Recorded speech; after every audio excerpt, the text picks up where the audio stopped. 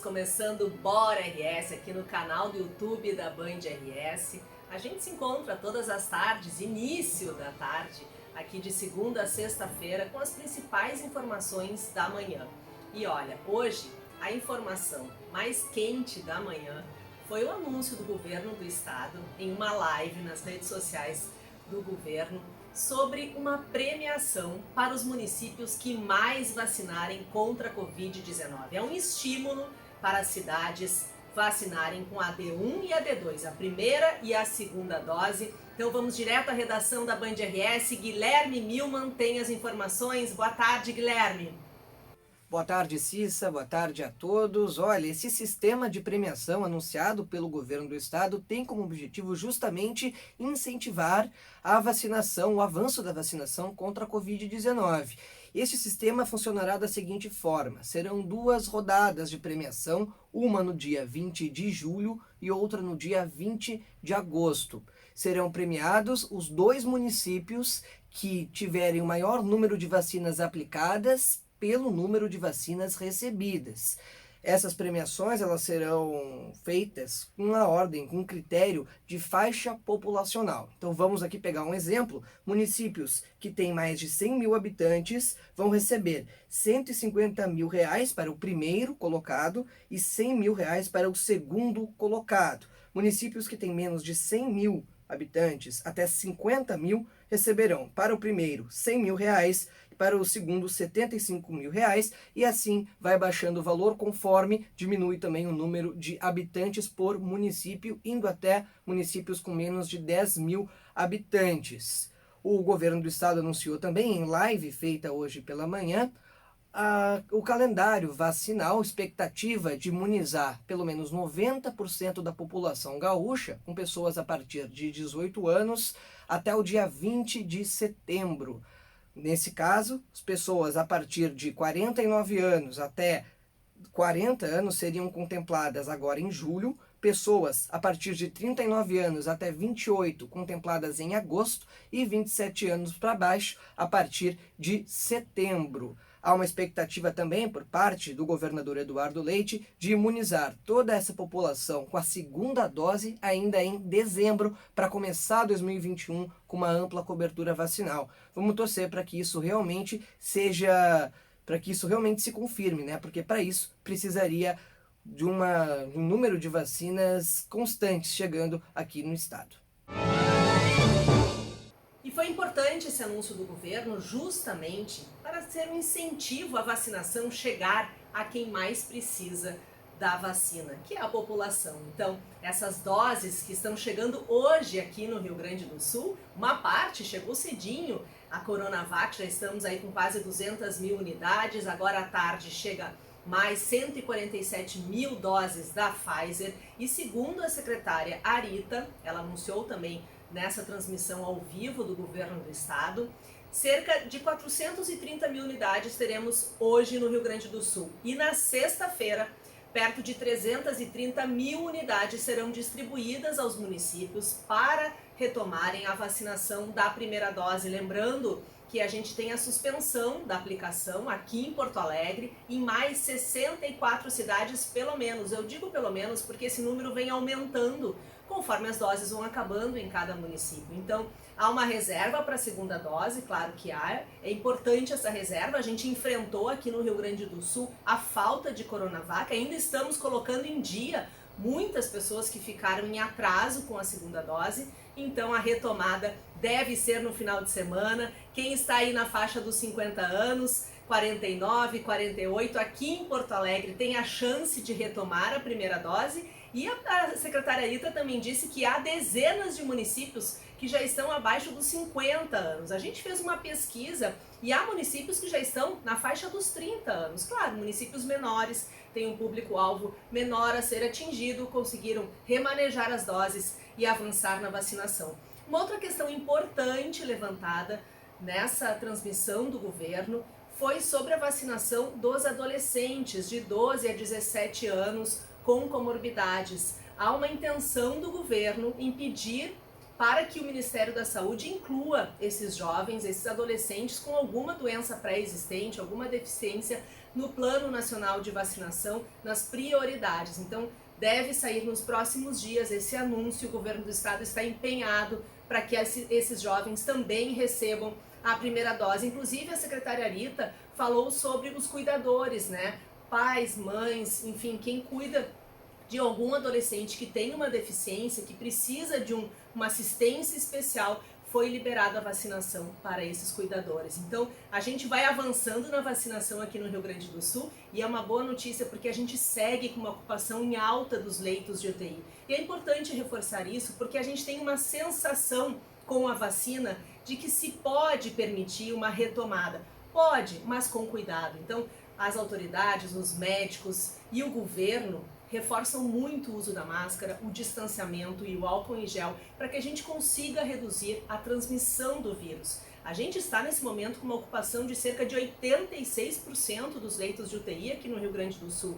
E olha, segundo o Hospital de Clínicas, que é referência no tratamento da Covid-19, 78% dos internados na UTI do Hospital de Clínicas tem menos de 60 anos. A média da idade está em 49 anos.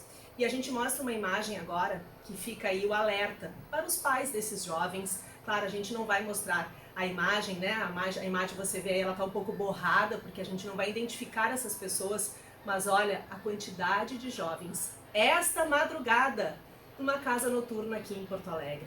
Se divertindo, claro, todo mundo tem direito a essa diversão, mas ainda não é o momento. Não se pode fazer isso pelo decreto municipal de Porto Alegre. A pista de dança não está liberada. Infelizmente, essa casa noturna descumpriu a regra e foi fiscalizada, foi interditada. Há sim uma fiscalização rigorosa em Porto Alegre e isso é importante porque não pode uma casa noturna descumprir um decreto e aí prejudica todo o resto. Daqui a pouco a gente vai ter que fechar de novo as atividades econômicas e é isso que não se quer. E vamos falar sobre exatamente isso com Osíris Marins, porque essa fiscalização é importante, mas também é importante que as pessoas se conscientizem que precisamos ainda nos cuidar, precisamos ainda estar reclusos quando possível, precisamos manter o distanciamento, porque são muitas as regiões em alerta. Aqui em Porto Alegre, a gente ainda não está com a ocupação de leitos de UTI numa situação acima dos 90%, mas em algumas regiões isso acontece, como na região lá das Missões. O Osíris Marins tem as informações. Boa tarde, Osíris. Boa tarde, Cissa. O Rio Grande do Sul e a sala de crise estão mantendo 14 regiões em alerta máximo no estado do Rio Grande do Sul em meio a esta pandemia.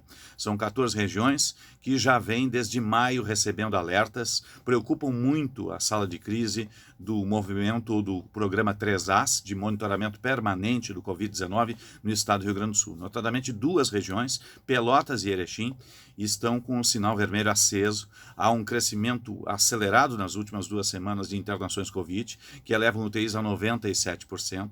É um crescimento de taxa também de mortalidade de 5,5%, que é muito grande para essas regiões todas. Na realidade, todas as 14 regiões estão sendo monitoradas de forma mais próxima pelo sistema 3As, né? Mas essas duas, Pelotas e Erechim, chamam mais a atenção nesse momento. Já foi Cachoeira e Caxias em semanas anteriores. Estas ainda permanecem, mas tanto a Zona Sul quanto a região norte do estado tem ocupações de UTI aceleradas. Vale lembrar que nós temos o ingresso do inverno, já estamos no inverno, e acabam se misturando as doenças respiratórias. Paralelamente, o governo também está chamando e alertando para a vacinação da influenza, na medida em que ela está disponível, mas há baixa procura, tanto na região metropolitana quanto no interior do estado. E é necessária esta vacinação, sobretudo para idosos, nos intervalos que vacinam a Covid-19, com aqueles 15 a 20 dias necessários, seja a primeira ou seja a segunda dose, de distanciamento entre uma aplicação e outra. O sistema 3As está permanentemente em xeque, mas agora o governo pode ali adiante fazer até um ajuste mais drástico nesse sistema, na medida em que essas regiões, essas 14 que estão em monitoramento permanente, parecem não evoluir. As medidas adotadas nas últimas 2 semanas não estão fazendo regredir os índices. Eles permanecem altos e crescentes. O estado do Rio Grande do Sul, no país inteiro, no sistema nacional, está em amarelo. mas está estabilizado num índice alto, que ainda preocupa o Estado, que faz essa avaliação dia a dia e permanentemente. Cissa.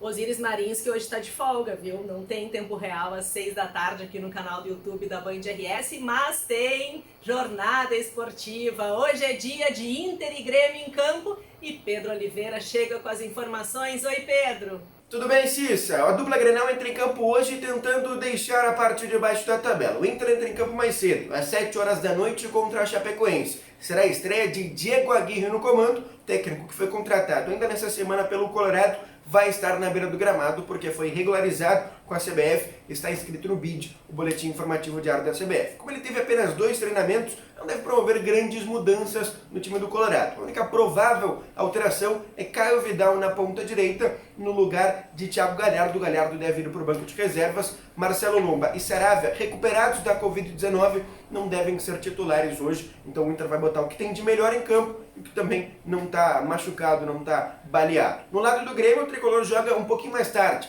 às 9 horas e 30 minutos da noite contra o Santos. Essa partida é na Arena. Aí sim, o Thiago Nunes deve promover algumas mudanças, já que o Grêmio é o único time que não pontuou no Campeonato Brasileiro, tem várias derrotas, é o último colocado, está na zona de rebaixamento. O Thiago Nunes teve algumas reuniões com a direção, devem fazer mudanças no gol. Chapecó joga no lugar de Paulo Vitor, na lateral esquerda, Diogo Barbosa joga no lugar de Cortez, no meio de campo, Bob Sim entra como titular no lugar de Jonathan Robert, e na ponta direita, Luiz Fernando sai e entra Léo Pereira no time do Grêmio. O tricolor terá essas mudanças para tentar melhorar a sua situação e deixar a parte de baixo da tabela. E você já está se acostumando aqui no Bora RS, a gente trazer essas informações, as principais informações da manhã, projetar as informações da tarde, mas também repercutir os fatos da política. E quem chega com essas informações é Guilherme Macalossi. Boa tarde, Macalossi. A queda do ministro foi o assunto ontem e será pelas próximas semanas. No turbilhão de informações do dia de ontem, com a denúncia do deputado Luiz Miranda com relação à aquisição da vacina Covaxin de procedência indiana, um outro tema extremamente importante acabou ficando restrito a comentários secundários. Foi a queda do ministro Ricardo Salles do Meio Ambiente. Ele está sendo investigado, inclusive as denúncias são muito fortes, e recentemente o ministro Alexandre de Moraes determinou a quebra do seu sigilo telefônico. O que poderá sair do celular de Ricardo Salles? Bem, parece que o governo resolveu antecipar a saída que já era esperada, ele estava na corda bamba. Acontece que foi ontem, curiosamente, certamente não por amor ao meio ambiente. Se o objetivo era desviar a atenção, bem, não foi efetivo.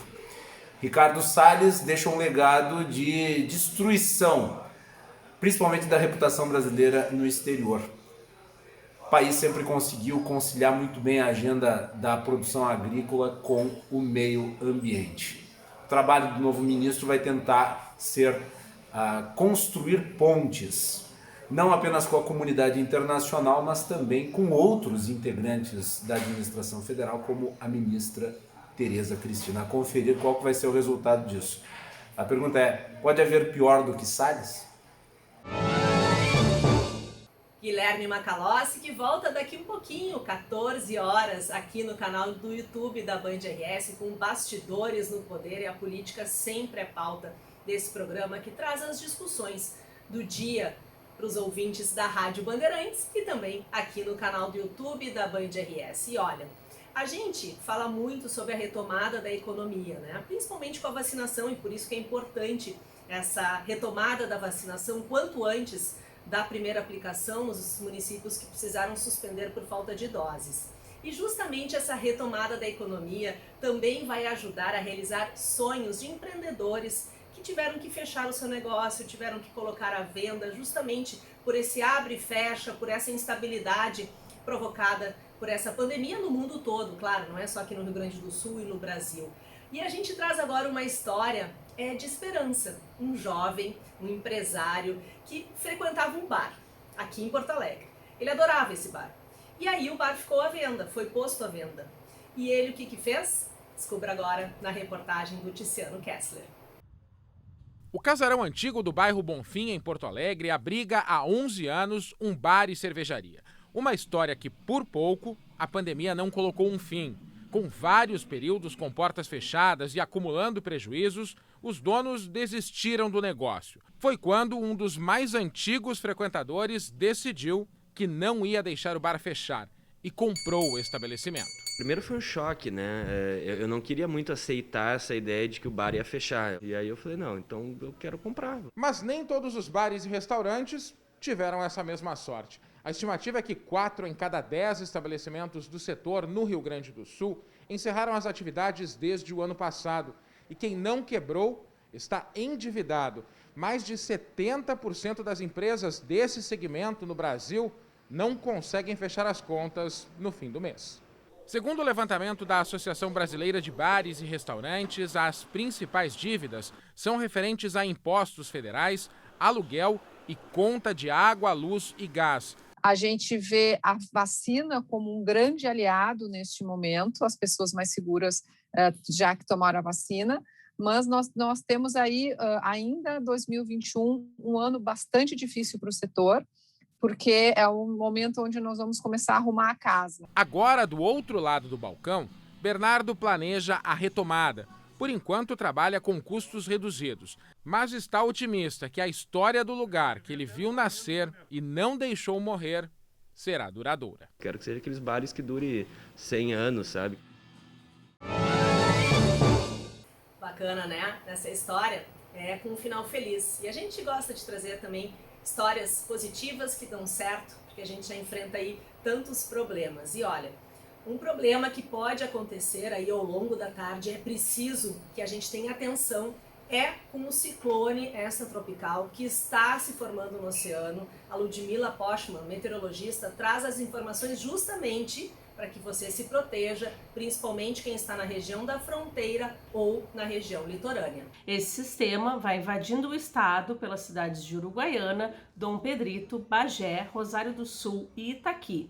Nessas localidades, os acumulados de chuva devem ser bem significativos, chegando a 100 milímetros. Depois, a esteira de vento provocada por esse ciclone vai causar vendavais de forte intensidade em diversas cidades do estado. E na tarde de quinta-feira, há o alerta para a possibilidade de ressaca e ventos de até 85 km por hora no litoral gaúcho. Existe o alerta de diversos centros meteorológicos para a severidade desse sistema que deve passar no Rio Grande do Sul na noite de quarta-feira e durante toda a quinta-feira. E se você tem algum registro em nossa região, mande pra gente, mande aqui pro canal do YouTube da Band RS. Com certeza a gente vai mostrar essas imagens justamente como alerta, né, para que as pessoas se cuidem. Há alerta do Instituto Nacional de Meteorologia, da Marinha do Brasil, para ventos que podem chegar a 90 km por hora. Então é preciso atenção neste momento, principalmente quem está nessas regiões mais atingidas por essa instabilidade no clima. Todas as informações logo mais 6:50 aqui no canal do YouTube da Band RS, com Sérgio Stock e Lúcia Matos no Band Cidade. E por hoje a gente vai ficando por aqui. A gente tem um encontro marcado amanhã, sexta-feira, sextou. Mande sua sugestão, entra aqui, comenta, fala um pouquinho com a gente sobre o Bora RS. É um jornal que a gente faz aqui colaborativo com todos os jornalistas da Band. Mande sua sugestão, que certamente vai estar aqui no Bora RS. Uma boa tarde a todos e até amanhã.